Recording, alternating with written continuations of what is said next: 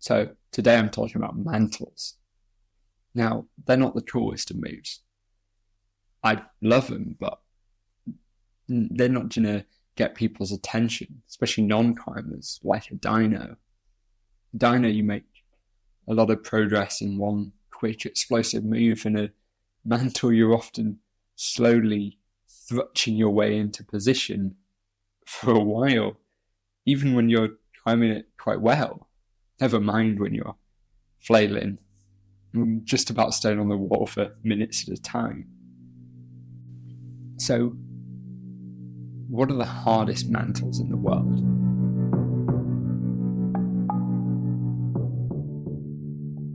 Now, I brought this up before to people asking what the hardest is, and one that comes up straight away is Midnight Lightning. It's maybe one of the most famous boulders in the world, and the mantle is the crutch for many people. It's also a proper classic mantle, which I like. You know, proper mantle shelf. You got a shelf, you got a flip. But the fact that this always came up intrigued me, given the fact it's relatively low level. V8's certainly no pushover, but we live in a world of V16, 17s, and V13 individual moves. So surely our mantles weren't that far behind everything else. Midnight Lightning also has other moves, difficult moves, before the mantle. So with the whole problem graded V8, this mantle may be, V6 at most? Certainly in terms of individual moves and the modern bouldering standard, not that high.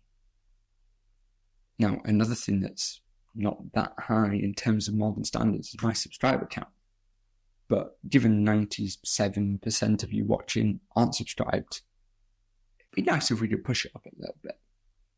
Anyway, in terms of boulders that are just down to the mantle, that's all there is to it, and are slightly harder graded. The first thing that pops to mind for me is Victorian Overmantle, Stanage. It's maybe a tenth of the height of Midnight Lightning. Just the hard bit. I'm not even coding the whole boulder.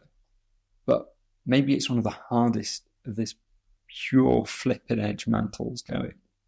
I can insert some video of me trying this and some narration by Johnny Dawes himself as he laughed at me and a few other climbers just utterly flailing, not really getting particularly close. You hang start footless, yeah. And then you pull up, and you turn this, and you can't just statically hang this and put your hand on because there's nothing to grab, there isn't a hold there. So you come out a bit, about, say you're facing that tree, and you swing in, and as you're swinging in, you put your hand in and press. And then you press all the way up, and then I rock onto the left hand, so I'm on the left hand only, and I put my foot where my hand was.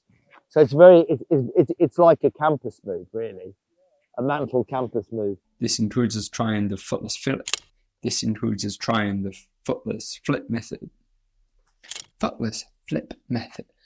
This includes us trying the footless flip method from Dawes, as well as the heel method that Pete Whitaker, and I believe from this one photo, Toru Nakajima used when they did it. Now, I think anyone that's tried the boulder will understand how impressive it is for Toru to pop over when he's 15 and do this in summer, even when compared to him doing a bunch of E8s and E9s that trip. This is still damn impressive.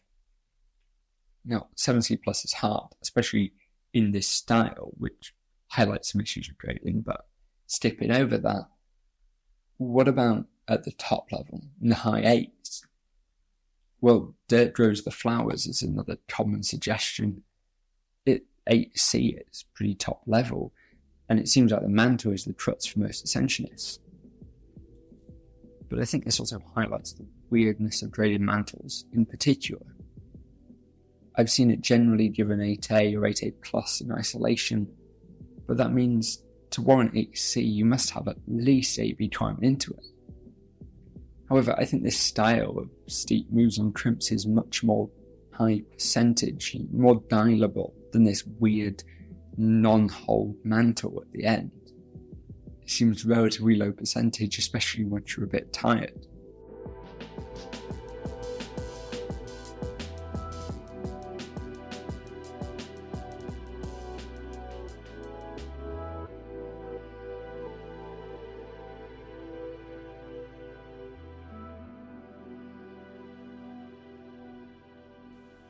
I think another tough factor is obviously what counts as a mantle. It sounds relatively simple with what we've talked about so far. They're sort of a classic mantle shelf. But then you also have what I call egg mantles. You know, it's not about a single press move. It's not sort of a muscle-up style move. It's a never-ending sloper battle to get yourself over a never-ending view and bulge. To me, the home of this style of mantle is Font. I don't know the forest all that well, so I DM'd Chris Schulte to ask if he had any standouts. And the one he brought up was Paddy at Petit Bois. Now, this one I actually tried for 2 sessions last year as a mantle lover, but despite some excellent tactics to deal with the sun, could never get it done. And this style is also really hard to tell how close you are. It's easy to keep trying, but not really know how close you are to managing to touch that little bit more, which hold will be the one that will allow you to relatively easily bring your hips up. I think this style is also where it's the hardest to define a mantle. Paddy's a pretty obvious mantle, but then you've got something like Chet's nerves. La toupée carnivore. No, I'm going to have to Google that now. La toupie carnivore. An example of this is La toupie carnivore. It's 8A plus 8B. But is it a mantle?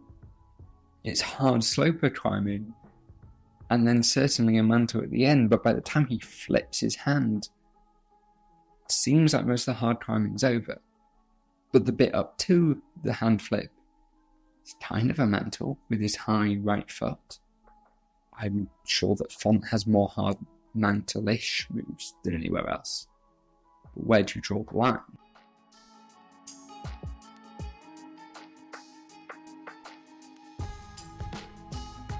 To me, if I had to hazard a guess at the hardest mantle, it would sort of be one that combines both of these, which is where Ned Zeppelin comes in. It seems like it combines these two styles of mantle pretty perfectly in a absolutely nails wrestle of high heels, pressing and thrutching up a edgy bulge. Ned's famous for his heel hooks and flexibility, and it looks like he's pushing these pretty far to the max on this one.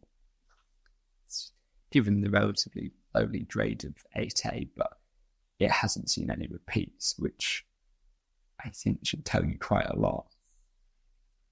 Now, given we're back talking about Gritstone, I think there's some trad routes that actually deserve a mention too.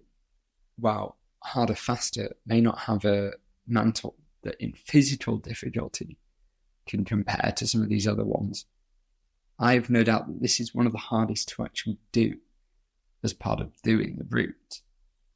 I mean, none of the others we've spoken about so far, you're probably going to break your legs or die if you fall off. So, well, it doesn't really make the list in terms of physical difficulty. I think ones like this deserve some mention. One that's slightly safer, but way more wild-looking is Dynamics of Change at Burbage.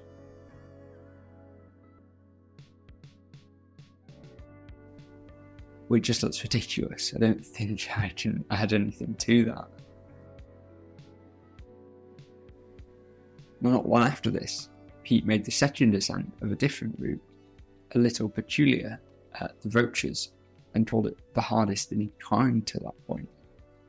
It's much lesser known, and given the bizarre grade of E6 7B, should have been safe but incredibly difficult. And what does a 7B English tech grade mean? I've no idea. I think the guidebook description says it best. The direct over the imposing roof features the hardest mantle shelf in the world, a free-hanging one-armed flip with no footholds. It was first climbed by Paul Higginson, a climber renowned for his physical strength, doing feats such as a one-armed campus move. But when Pete repeated this, though I only have some photos from Andy Turner. He again used some more drip tech in a heel. In a way, it looks incredibly similar to Victorian Overmantle, which he managed to do years later. A sort of slopey rail and then a bunch of nothing. Something where you truly just have the mantle. Now that's the last one on my list today. Is it the hardest? No idea. And I also don't think my list is exhaustive. That's partly why I made this. I made it before I've done all possible research, and I'm intrigued to get suggestions from you guys. I think that seems like as effective a way as any. I have no doubt there's more hard ones in font I don't know. Hard ones in the US Southeast. And I'd certainly want to hear about hard ones in New Zealand. Places like Castle Hill seem to be a mantle paradise, and on slopey limestone, which looks incredibly unique. But no doubt there's also other esoteric places and boulders that aren't in big popular areas. So if you have any suggestions for hard individual mantles, not just hard mantles at the end of a much harder boulder problem, then let me know. I'd be really intrigued to get your guys' suggestions.